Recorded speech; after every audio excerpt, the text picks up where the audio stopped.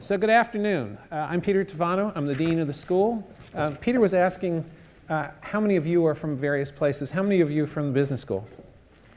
Okay. For those of you who are not from the business school, shout out where you're from. Chemistry.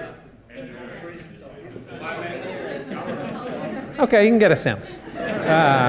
So we're thrilled to have Peter Thiel here today. We're also thrilled to have you here today, all of you. I was trying to think of why you might be here. You might be here because you think PayPal is really cool and you wanted to hear about how it was founded, or maybe if you learned a little bit more about it, about how putting a couple of rival firms together and then kind of trying to capture a new market was exciting. Or maybe some of you like big data and you think that Palantir is a really fascinating firm and you want to learn more about that.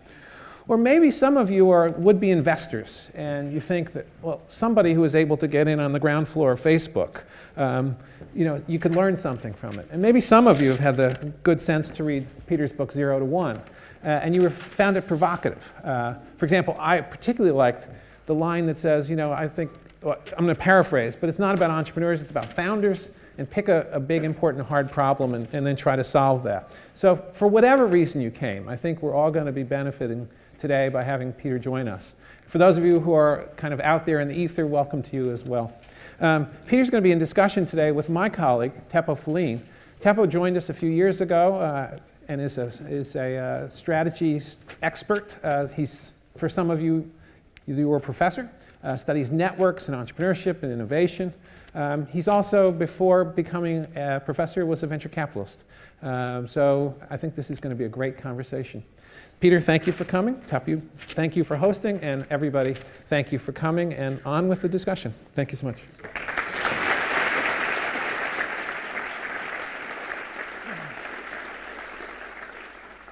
So, Peter, welcome to Oxford. We're thrilled to have you here. So, I was telling some students ahead of time, they were asking me what books to read, and I hate to sort of pitch any best-selling popular press books because it feels like sort of selling snake oil. But the one exception, and this is going to be a little bit of love fest, is 0 to 1. So here's the pitch. And so I love this book, and that's the reason I invited Peter to come to Oxford, because I think this is sort of a great place for Peter both to see Oxford and us to learn from him. And so we're absolutely thrilled to have you here and to talk about the book. Well, thanks for having me here. Absolutely. In terms of the format, so we wanted to make this participatory in the sense that a few weeks ago we sent out sort of an email, shot it off to students, and we told them, we said, what would you ask Peter Thiel? He's coming to Oxford, what questions would you ask him? And we used all our ideas, and people submitted questions, and there was a ranking system.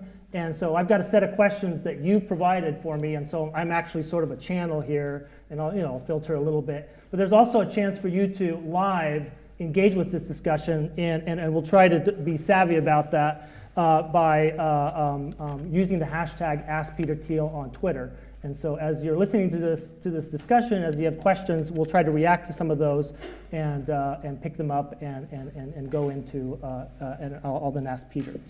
Okay, without any further time here, so one of the things I love about the book, and it's right at the beginning, and it's the question that you ask every entrepreneur. And the reason I like the book is most books have solutions, so yours has questions that people need to think about, basically. But can you sort of summarize what that question is and why it's important for entrepreneurs to think about?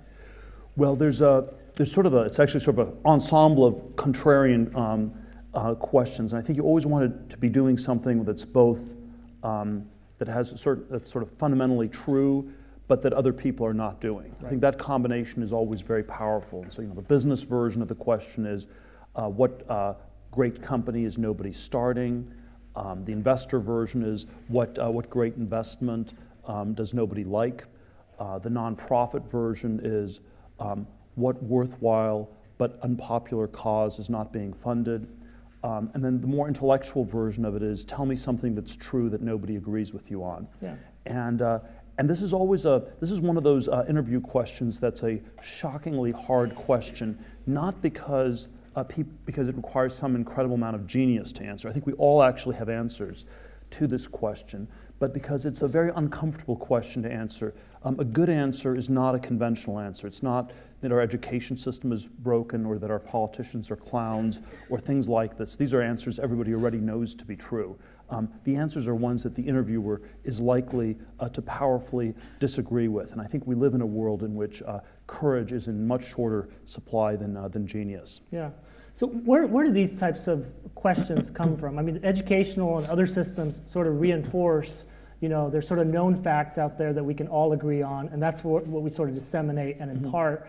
And the question is, how do you get stuff sort of contrarian things from left field, and is there any way to nurture that in some fashion? Yeah, this is always the paradox of teaching entrepreneurship or teaching innovation, because on some level, there's something paradoxical about trying to offer a formula for how to do new things. There's a sense in which science. You can sort of say that science always starts with a number 2. It starts with experiments that you can repeat and do over and over again.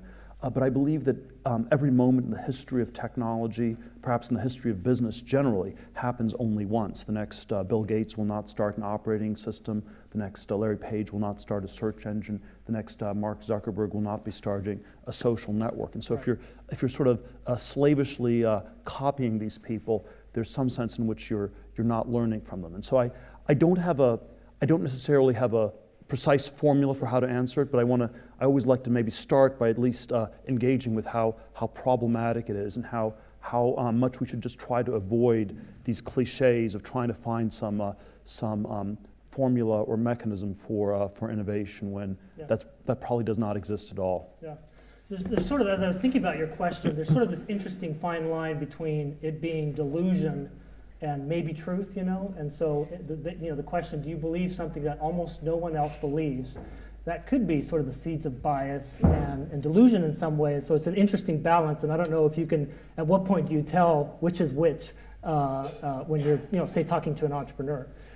Yeah, it's a very fine line. It certainly is a very fine line, and I think if you had to sort of give a constellation of traits that make up a lot of the great entrepreneurs, I think a lot of them have these nearly diametrically opposed qualities. They're obviously not precisely A and not A. That would be contradictory. But they're, so you have people who are very stubborn but still quite open-minded. So there's sort of there's a way in which the people who are somehow very sort of both inside the system and outside the system at the same time. So you have a lot of these Zen-like paradoxes. Interesting. Yeah. One thing that I was revisiting the book again yesterday, and one thing that struck me, the philosopher Kierkegaard has this essay that I absolutely love, and I've had students read it. It's called "The Crowd is Untruth." And as I read your book, that you have that sense where there's something about the crowd where it's going after things that might already be overvalued. It's going after things that might not be true, and you could sort of think about it in different ways, but it's almost kind of links to that nice, because you have this nice tension between individuals and society and sort of how we sometimes move in herd-like fashion in terms of how we value things. Yes. Yeah, so I tend to be quite skeptical of sort of psychosocial crowd manias and I think it is, it's you don't necessarily want to simply go against the crowd, which again is maybe a little bit too formulaic. Right. But certainly, if we think about the history of recent decades or the last few centuries, we've had crazy financial bubbles of one sort or another that were driven by the insanity of crowds. You've had dangerous and really bad totalitarian movements in politics that had this sort of this powerful crowd dynamic, perhaps the antithesis of my book is the cliched version of Malcolm Gladwell, The Wisdom of Crowds, and I think people always, if you had to give credit to Malcolm Gladwell, the way the argument actually works in The Wisdom of Crowds is that if you have a crowd of people and they independently make a judgment, and they all independently think something through, you can sort of average it out and you'll get to a pretty good idea. Sort of you had like a bag of marbles and you asked every single person how many marbles there were, and everyone thought about it independently of one another, the average answer would be pretty good. But the problem is that in most cases, the decisions don't end up getting made individually. People are influenced by one another as they make them. And when you have a crowd dynamic in which people are drawing conclusions because they're looking to one another, Yeah. that's where the crowd is untruth. Right. Already in the time of Shakespeare, the word primate meant both ape and to imitate. And I think it was Aristotle who said that man differs from the other animals in his greater aptitude for imitation. So this is it's a very deep part of human nature. It's how kids learn parents by copying, kids learn language by copying their parents. It's how culture is transmitted in our society, but it's also how very many things go wrong. And I've the slightly extreme formulation I have of this is that there's this strange phenomenon in Silicon Valley where so many of the successful entrepreneurs seem to be suffering from a mild form of Asperger's or something like this. And I think we always need to flip this around and ask the question, why is it that the people who are not suffering from Asperger's are at a disadvantage in our society, where they're in effect talked out of their interesting original ideas before they're even fully formed, and you sort of pick up on all these subtle cues from people. Oh, that's a little bit too strange, that's too weird, I better just go ahead and open that restaurant or do something sort of super conventional, which lots of other people are doing, and probably is at the end of the day weirdly not going to be that effective. And with my apologies to the audience here, they've done these. I often think of the business school demographic as the anti-Asperger's demographic, where it's sort of I'm not sure exactly what the word for someone who's the anti-Asperger's, but maybe it's like a business school student or something, and it would be, and so it would be the sort of people who are hyper socialized. They are perhaps can be criticized for being somewhat low on the conviction level.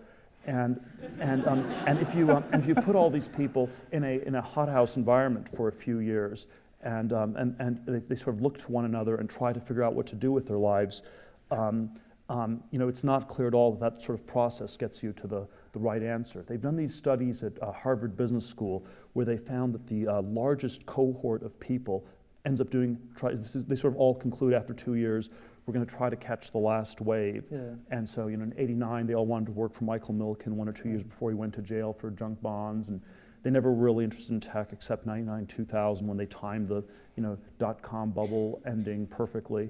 And so I think this is something to be aware of. And again, I think it's unfair to just criticize business school students, because we're all subject to this, and it's disturbing how powerful something like advertising is. We always think of advertising.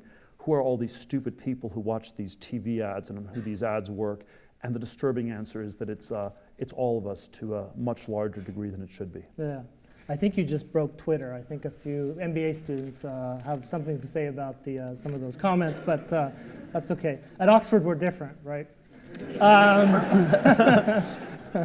You have to always be careful to be different in the exact same way as everybody else. So that's always where these things get very tricky. It's easier said than done. It's always easier said than done.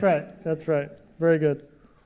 I don't know, the question of sort of difference. I mean, there's this discussion about sort of how much kind of heterogeneity, or how much differences do diverse ideas are good. Having heterogeneity on a team, founding team, for example, is important.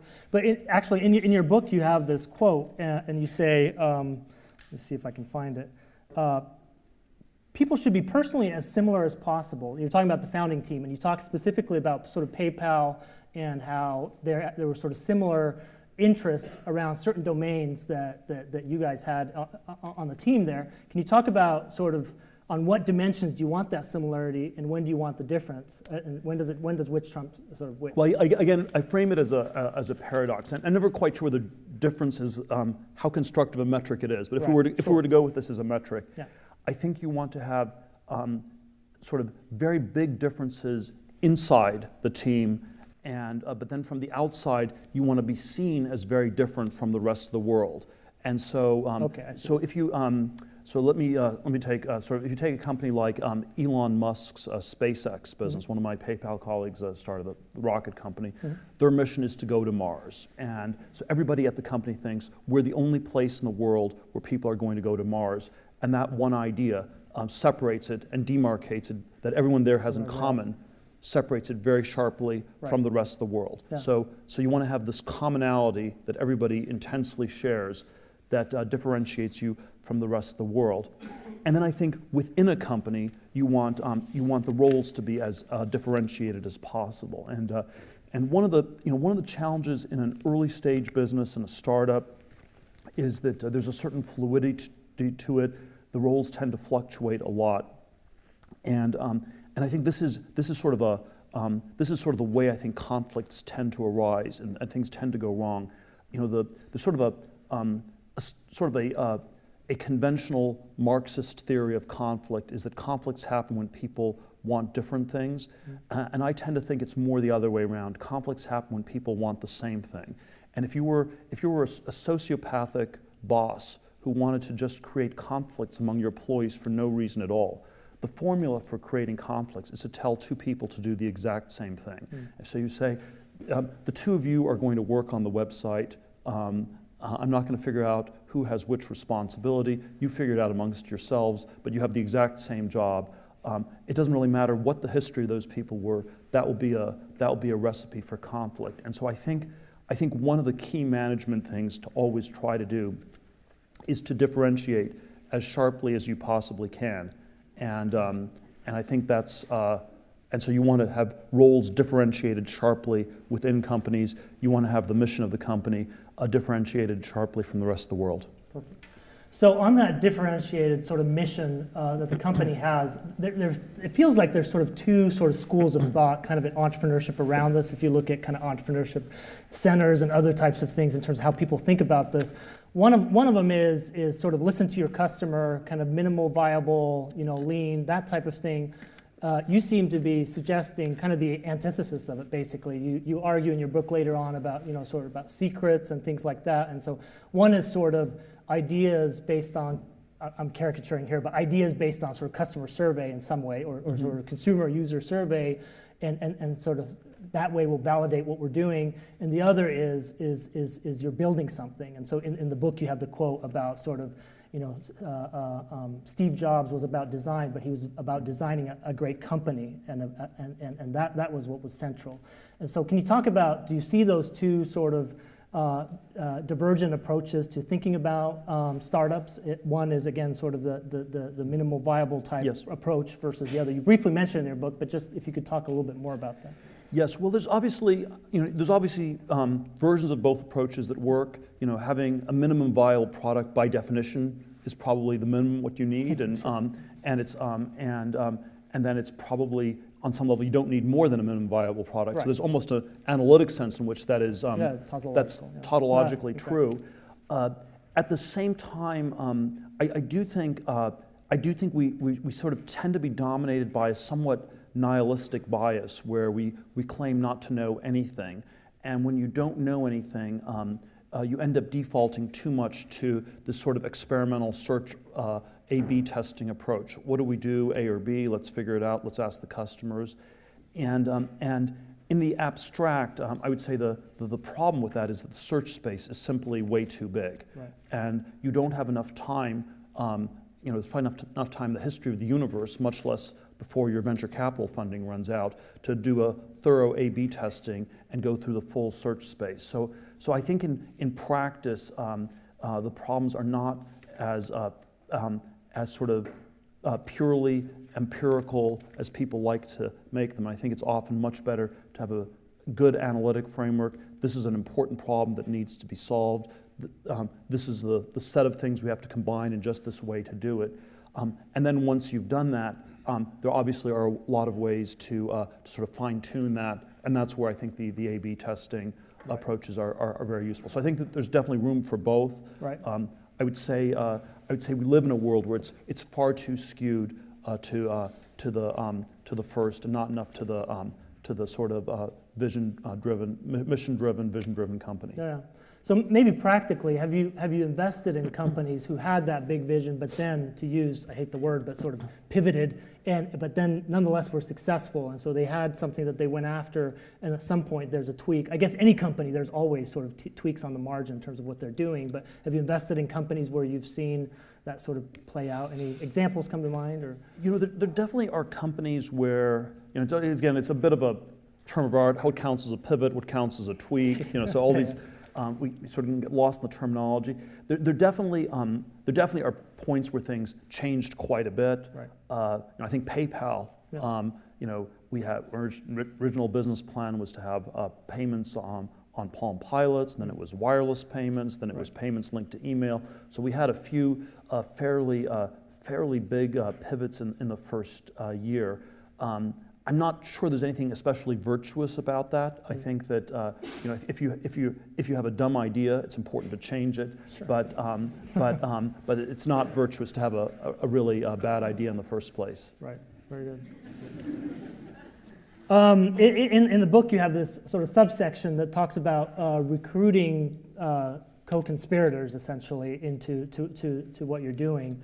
And you actually have this interesting discussion about, you've got all these Silicon Valley and other companies that are competing on perks, basically, competing on lots of, we'll offer the, foosball table and the ping pong and so forth. And you say that's not the right way to think about it. What's the right way to think about that recruitment? And you have this interesting discussion also about the sort of thing about the 20th engineer, right?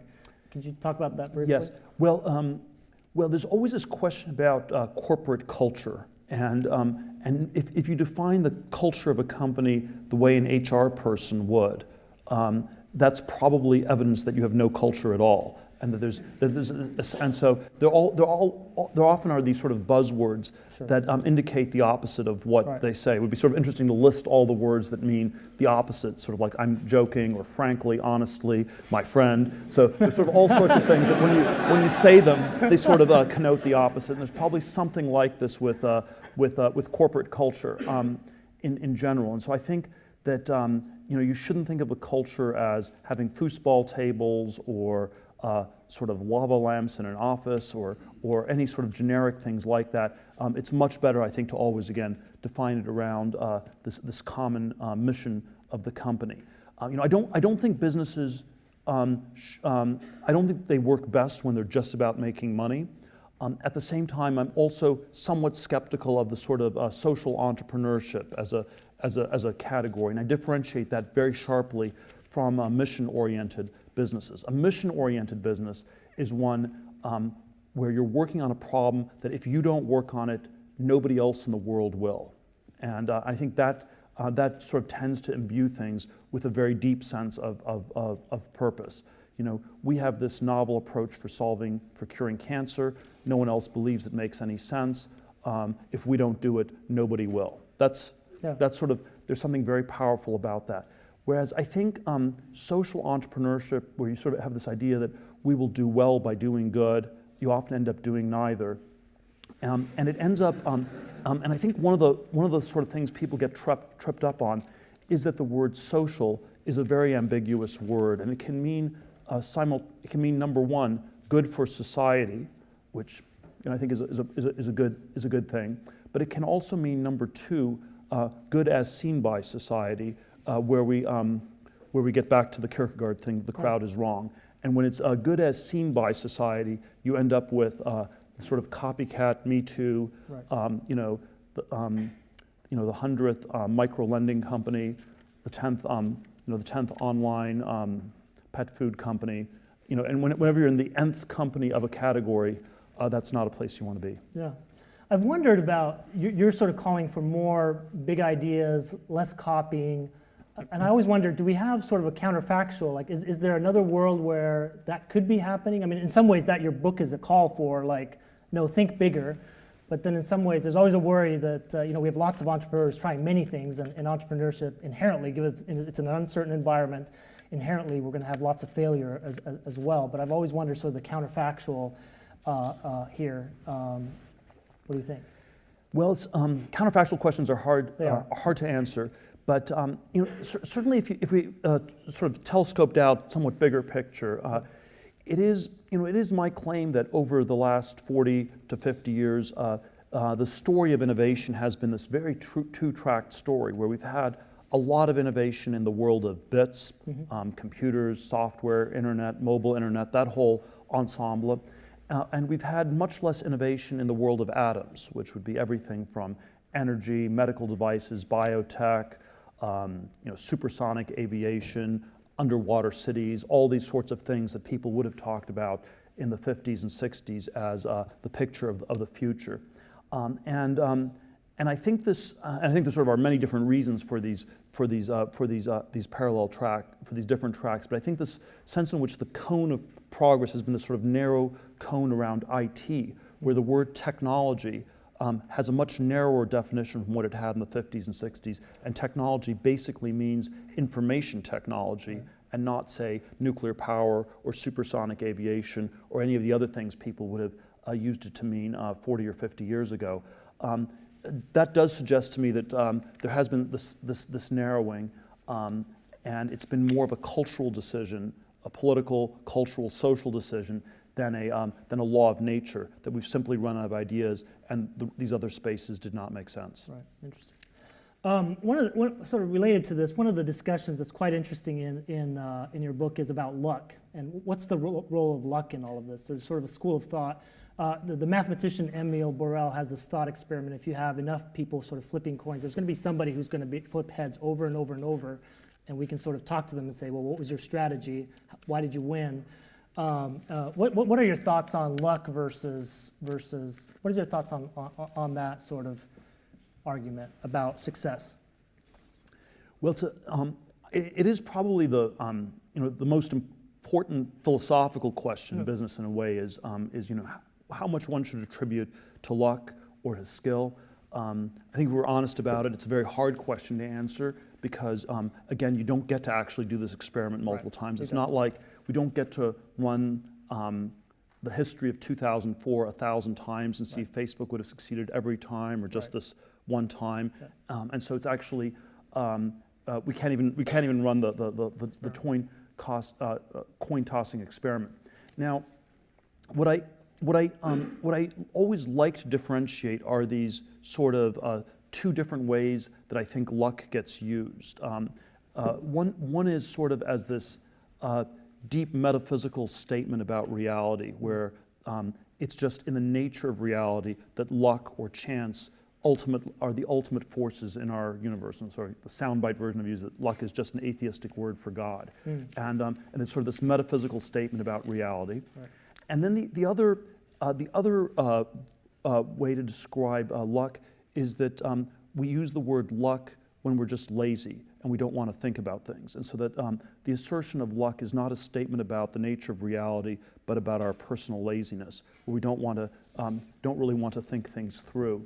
And for that reason, I always have a preference to push back on making luck too all-powerful. Right. I found that as a venture capitalist, one of the temptations you always have is to treat every investment as a lottery ticket, which I don't think is a great way to treat people. Right. It's not a particularly good way to invest. If you set up a table here at Oxford and said, I have no idea what's going to work. I'm just going to start writing checks to everybody who comes along. It might work, it might not work. I'll just write a small check to everybody. Once you think of it as a lottery ticket, you've already, I think, psyched yourself into losing money. When you think that you're multiplying a very small probability by a big payoff, the answer is normally just zero. And so my preference is always to try to skew more in the direction of higher conviction, more concentration, and against the sort of conventional bias that it's all luck. Right. There is this sort of interesting self-fulfilling almost prophecy in this. Like if you think it's luck, you're not going to take action, versus if you don't think it's luck, you're going to do something. And so there's almost this self-fulfilling where the beliefs themselves sort of get reinforced in your actions and so forth.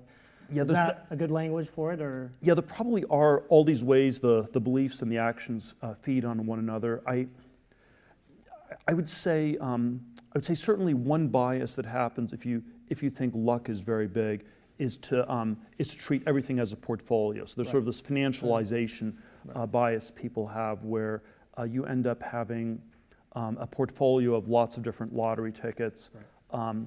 If you think that's less the case, you would end up doing less of that. When we've looked at our venture investing over the last 10, 12 years, it's generally been our higher conviction investments have done better, and a lot of the smaller investments have done worse. And when I look back on the on the thinking. It was often, we didn't have that high a conviction, and instead of really working and figuring things out, we sort of compromised by saying, well, can't really figure it out, let's just write a smaller check. And I think often there was a sort of laziness that crept in that one should always resist. Yeah. So a lot of the questions here on Twitter, and some of them that were sort of voted in the system there as well, did focus on characteristics. Do you have any thoughts on, as you're looking at startups, say you've got a startup of 3-4 people, it's very early stage, it sounds like you're looking for sort of, well, you're looking for a big idea basically, but anything else that, and conviction, not extroverted, that sound like introverted?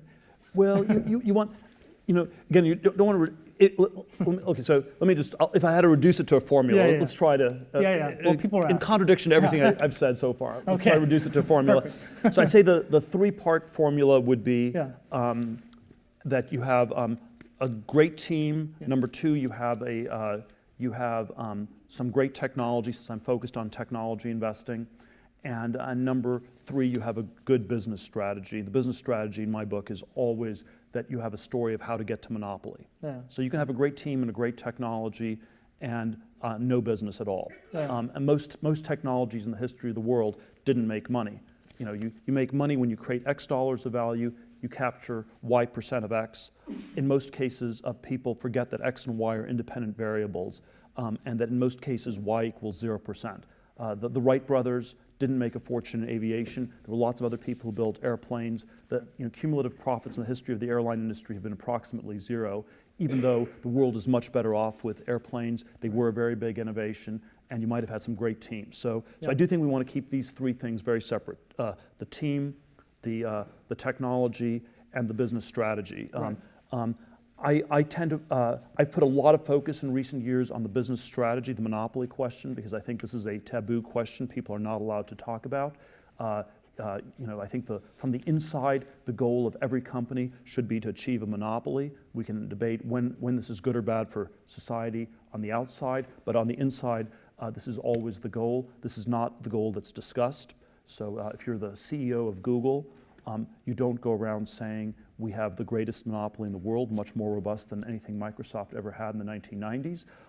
You instead say, we have this fantastic technology, and we have these really, really smart people. So you focus on the talent and the technology. You downplay the business strategy, because that's it's strategic not to talk about the strategy itself, because of the context we're in. Because if you talk too much about what's really working, some people from the government will show up very quickly. And so I'm not even going to say that it's morally bad what they're doing, but we should at least be aware that that's simply what's going on. So I do think the business strategy part of it is one that often gets downplayed. To the extent we focus on the team question, I would say one critical variable is that it is in fact a team, and it's very. There are many kinds of things that one can do very well as an individual. You can be a great writer, a great university professor, where it's sort of very much of a solo kind of an effort. Most of these business startups are things where it's a little bit too much for just one person to do, and so you want very talented people who can work very well together. And this is actually not a skill that's generally taught in our society. You learn in sort of these weird, team sports contexts, which I think have nothing to do with life whatsoever. And outside of that, you never, group projects are normally things that don't really matter in academia. And so this is something that I think tends to get very underdeveloped. A good prehistory question I like to always ask is, when did people meet? How long have they been working together? A bad answer to the question is, we met at a business networking event a week ago and we decided to start a company because we all wanted to be entrepreneurs. That's sort of, a good answer is, we've been friends at university for a number of years. One of us is more on the business side, one's more on the technical side. And so I think the prehistory question, you don't want to get married to the first person you meet at the slot machines in Las Vegas. Okay, very good. One of the questions that it's both here on Twitter and it came up in the set of questions that were submitted was around, so you wrote this piece in the Wall Street Journal titled "Competition is for Losers." And And one of the, what you're engaging in terms of investing in companies, money is a relatively sort of homogeneous sort of resource. And the question is, can you have a monopoly in investing in terms of, so say you find a good team, is this something that's visible to other investors out there as well?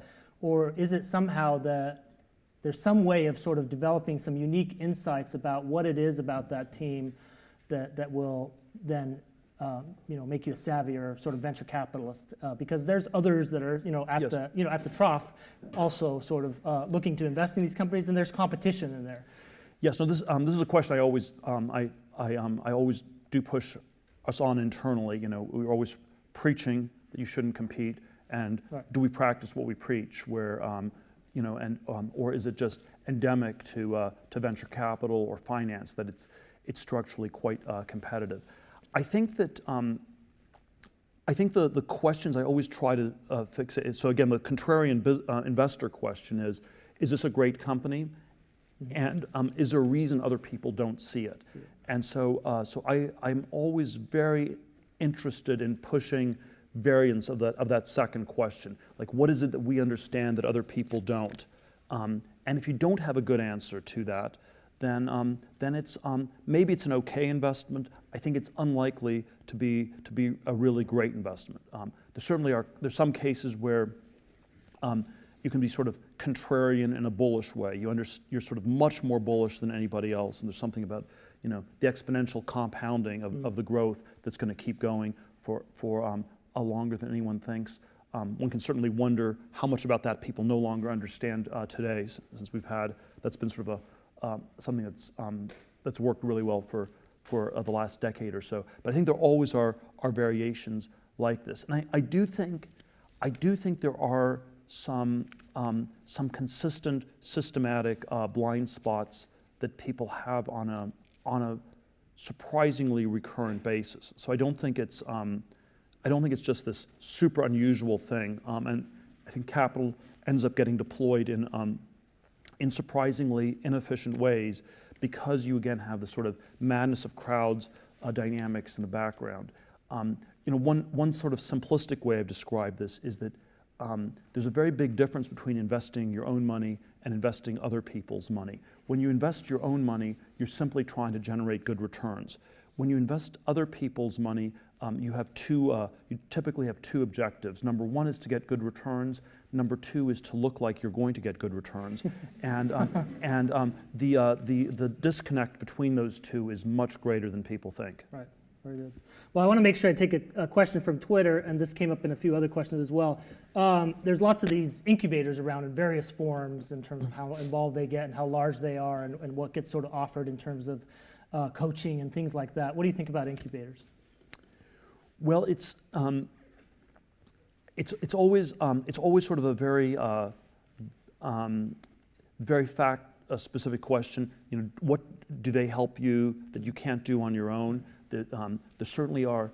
I'm fairly bullish on Y Combinator in Silicon Valley. I think they have succeeded at this point in powerfully differentiating themselves from all the others. So they've sort of been able to pull off this sort of it's like an elite university where it doesn't really matter whether you learn anything. The fact that you've gotten in is enough of a signal. And so if you get into a place like Oxford, you should go even if you're not going to learn anything here, because so it's hopefully you'll learn a little bit along the way. But I think if it's a selective incubator like Y Combinator, you can get that. On the other hand, if it's one of the 50 other incubators in the UK, you have to always worry whether the signaling is the opposite, that maybe there was something wrong with your company, you couldn't have done it anyway. And so these things can sort of cut very much the opposite direction. I think that the temptation one has as an entrepreneur is always that there are a lot of things as a founders, there are a lot of things you don't know the answers to, you don't know how to fix, and the temptation is always someone else will fix and solve these problems for you. And I think this is a bit misleading. An acquaintance of mine in Silicon Valley, I'm being very careful. I can tell a story as long as I'm very careful not to name any names. Said that his comparative advantage over other venture capitalists was that he was better at lying to people, and he was better at telling people how much he'd be able to help them. And everyone's like feels they need help. If you can get help, if you're someone who's unusually good at doing this to people, that's some sort of advantage. And I think the disturbing reality is that there are some places where people can, incubators, venture capitalists, accelerators can help you. There are a lot of places where you have to figure this out on your own. And there's, if you're counting on someone to show up with who's 7 feet tall and is wearing a large capital S emblazoned on their chest to help you out, you're not going to get Superman. You're going to get an imposter. Very good. Are you sure you don't want to make news and tell us who that venture capitalist is? No, I don't think that's appropriate. Very good. All right.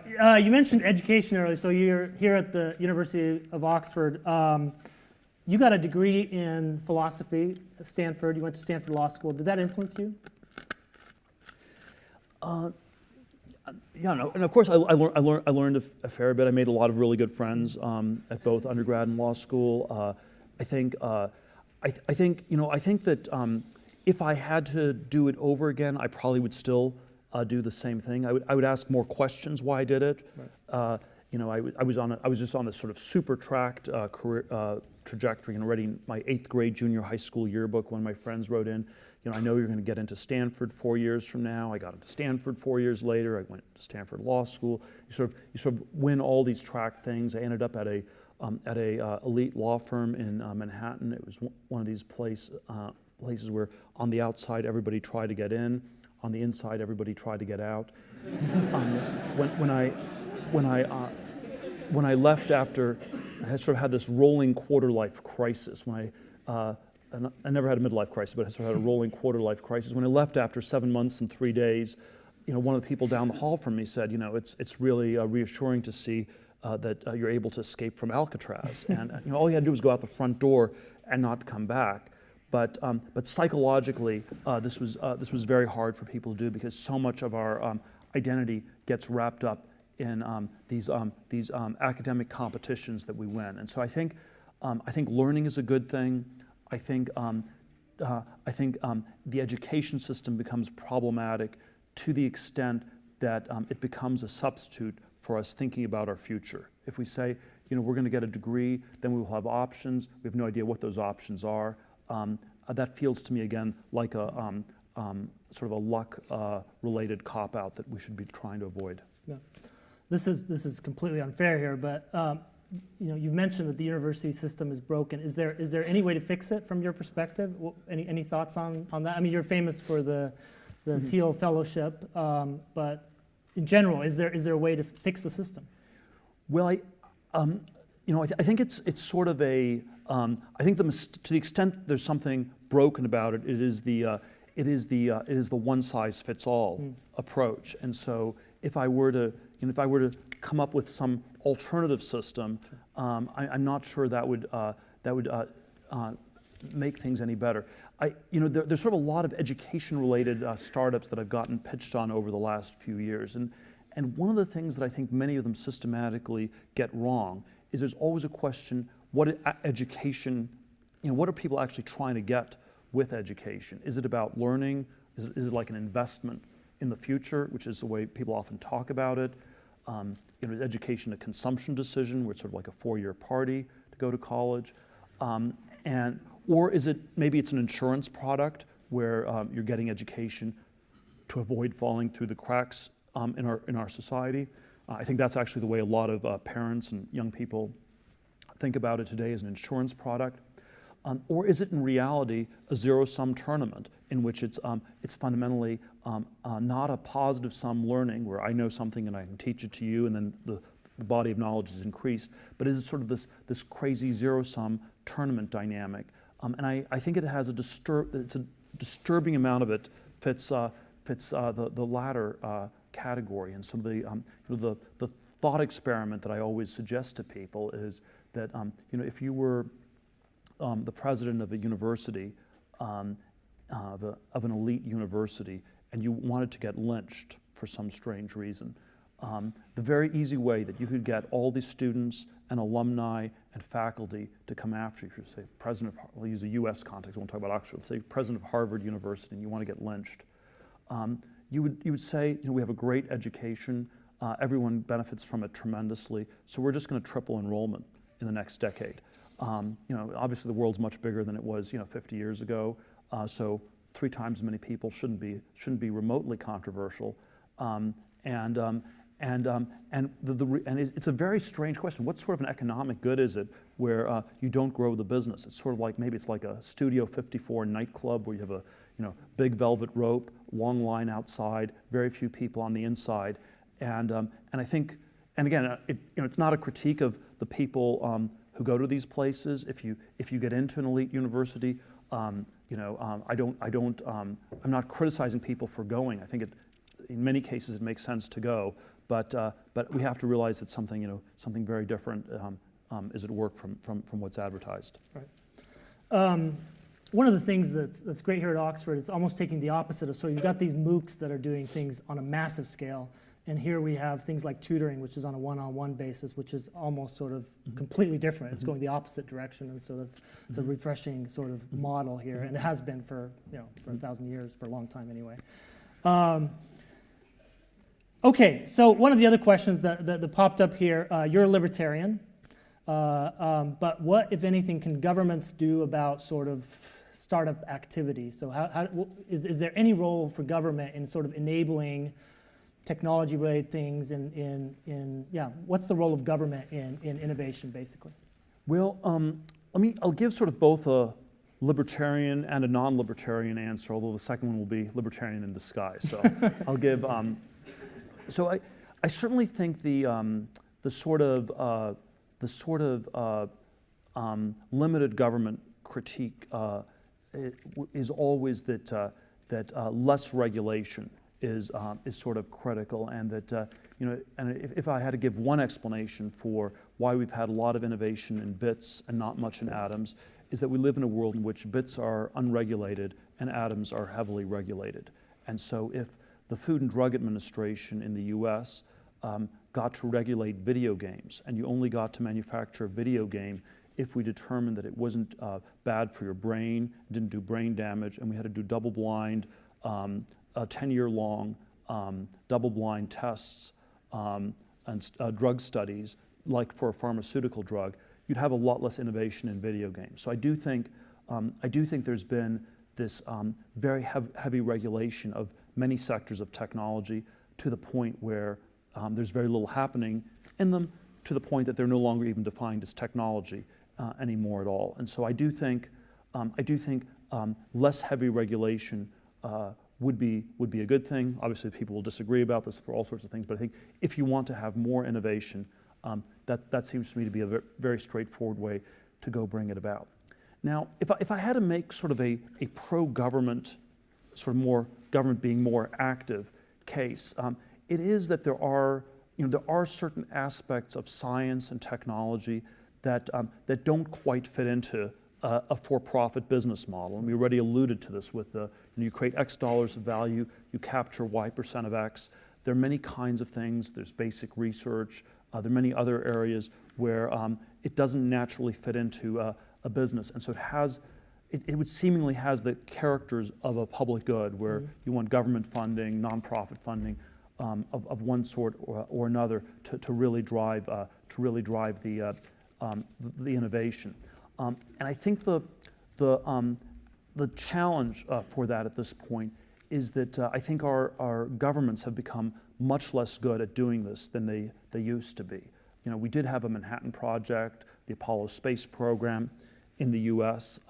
If you had a letter from Einstein to the White House, it would get lost in the mailroom today, and it would be inconceivable to do anything like this. And so I think if you want a government to have a more proactive role in science or technology, I would say the starting point has to be that the government has to be made up of people who actually understand science and technology and are able to use their insights in this. And this is a world away from the government dominated by law and finance type people that we have today. And so if I gave sort of a case in point, it would be something like the clean tech debacle in the U.S. of the last decade, where it'd be good to have innovation energy. Maybe the business models don't quite work, and then you have this question: how do you fund it? How do you decide which technologies to support? There was a very high-profile bankruptcy of a company called Solyndra, and you had, and because our government's dominated by finance and law, it was sort of rationalized in financial or legal terms. So the Republican critics of the Obama administration said, well, there was corrupt campaign spending, there were all these processes that were violated. The defense was all the processes were followed. We had a portfolio approach, so it was a financial portfolio versus sort of a corrupt process. And the question that I think needs to be asked much more is a substantive question. Do you actually think the science would work?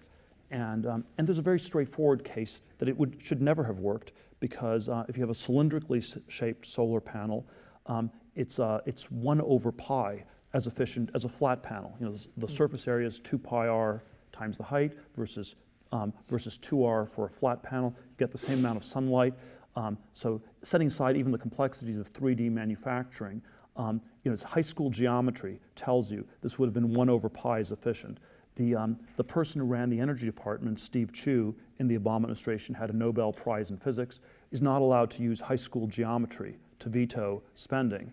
And so as long as we have a government in which you're not allowed to use high school math to make judgments on what to do, it's probably not going to be one that will be able to really foster science and technology in a meaningful way. Yeah. Just briefly on, you mentioned the importance of basic research, and I still wonder about sort of how do you evaluate the importance of that. There's this Oxford mathematician, G.H. Hardy, he was here at Oxford and also Cambridge, that other school that I don't want to mention, but he had this he was famous for saying, I don't want to work on anything practical, I only want to work on beautiful things, and he had this apology of a mathematician or something like that. It ends up that his mathematics in number theory became central for cryptography. Mm-hmm. And so it's very hard to sort of anticipate sort of the uses that might come out of basic research, which is very hard to evaluate. You sort of have to, I guess, just fund it and have people mm-hmm. working at it. And so, and I guess you already mentioned there's some role for it. The question is how big is that role, and how does that then feed into technology and startups? Let's see. Well, I think there's some role. I think the concern I would have is that it somehow works less well than it used to, and sure.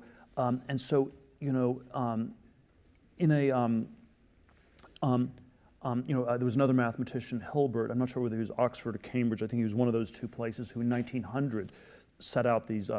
This series of math problems for the 20th century that were sort of unsolved, and it sort of set the agenda for mathematics. And so I think if you have in the 19th, early 20th century, we still had a world in which the really great mathematicians or great scientists understood the whole of their fields.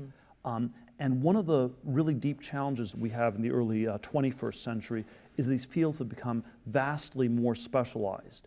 And so the people who we're counting on to evaluate and make these political funding decisions are much more narrowly self-interested. And the worry is that we've had sort of this Gresham's law at work, where people who are nimble in the art of applying for government grants have somehow replaced the interdisciplinary polymath type people who've pushed a lot of the progress. And I think the specialization is very tricky. And this is when we look at a lot of these science areas. If you look at superstring theory, you have sort of a community of people doing superstring research. They claim it is the be-all and end-all. No one can question them. As a matter of the science math, super hard for an outsider to evaluate. As a matter of the politics of it, I end up being somewhat suspicious that something's gone very wrong, and you can sort of replicate that across many different fields. So I think I don't have a great answer to this problem of specialization, but I think this is a very deep problem in the 21st century that sort of resulted in a much greater degree of politicization than we would have had 100 or 200 years ago. Great. So we've got a lot of students from the developing world here at the university, and lots of folks working on trying to solve problems in the developing world as well. You've provocatively said that we need to develop the developed world. What of your insights here might be applicable in the developing world specifically? Well, let me just sort of give a bit of a general answer in the context of my book. I sort of differentiate these two different modalities of progress. I sort of draw that on the x-axis, I draw globalization, copying things that work. On the y-axis, I draw technology, doing new things.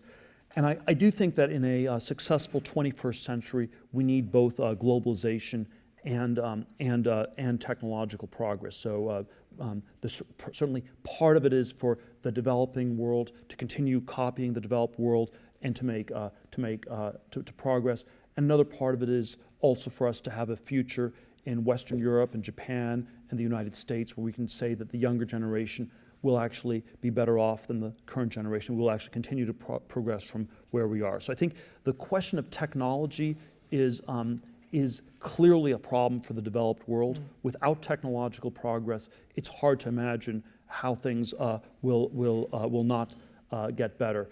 With respect to the developing world, I think it's a bit more of an open question. Is globalization alone going to be enough, or do you hit some sort of limits? And I think of China as the paradigm case of globalization, where for many decades it's simply been just copy the West, copy what's worked. We can skip a few steps, so we can do it really, really quickly, and there is probably some limit to it. And I suspect that China cannot even catch up to the West based on globalization alone. I think you will run into environmental constraints. You will run into resource constraints. If everybody in China, if every second person in China had a car like in the United States, there probably is not enough oil or not enough conventional resources in the world to power that. And so I think for living standards in China to simply catch up with the Western world, globalization alone is probably not enough, and you probably also need technological innovation. So I think it's a more complicated question in the developing world than the developed world, but I end up coming down on the side that we need some of both in both contexts. And I think if you telescope out and sort of ask the history, we've had periods of both globalization and technology in recent centuries. The 20th century, the 19th century, I think you had sort of both. From 1815 to 1914. 1913 was sort of a high point of globalization with World War I, communism, et cetera. It went very much in reverse for many decades. And 1914 to 71 was a period of technology, but no globalization. And sort of date 71, Kissinger reopening China as the date when globalization starts in earnest. And we've had sort of more limited technological progress in recent decades, mostly focused on computers. And my suspicion, although it's probably this is hard to prove or say, is that I sort of wonder whether in retrospect the year 2007 will be seen as a high watermark for globalization, much like the year 1913, where we'd pushed globalization too hard, we'd not pushed technology enough, and the system sort of just hit some natural limits. And certainly the hope is that it doesn't end as catastrophically as it did in 1913. But I think pushing the accelerator on globalization without anything on technology, I suspect will not work that well in the decades ahead. Fantastic. Is there any sense in which it might not be as much these developing countries catching up as potentially doing things differently, where it might actually lead to new innovation? And so it might not be that you'll have as many cars, but you'll have new modes of transportation that might then diffuse, in fact, back to the developed world. Certainly, that's possible in theory. There's no reason this shouldn't be happening, couldn't be happening. In practice, I think there's still fairly limited amount of that. If you look at most of the venture capital firms that are investing in China or India, they're heavily focused on these sort of clone companies, these copycat business models. They're generally not focused on a sort of technological innovations where you do something that's maybe a little bit worse but much cheaper, which would be the kind of innovation we'd like to see more of. Okay, fantastic. Well, Peter, thanks for coming to the University of Oxford. This has been a fantastic discussion. You've provoked a lot of people in here, I think, and so we'll continue discussion online, but we appreciate your time. Thank you. Thanks for having me.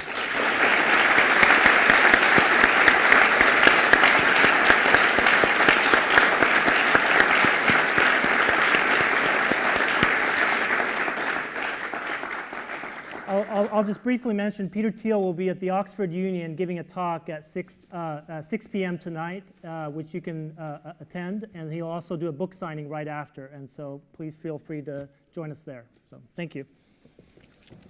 Super, Peter, that was fantastic. Excellent. That was great.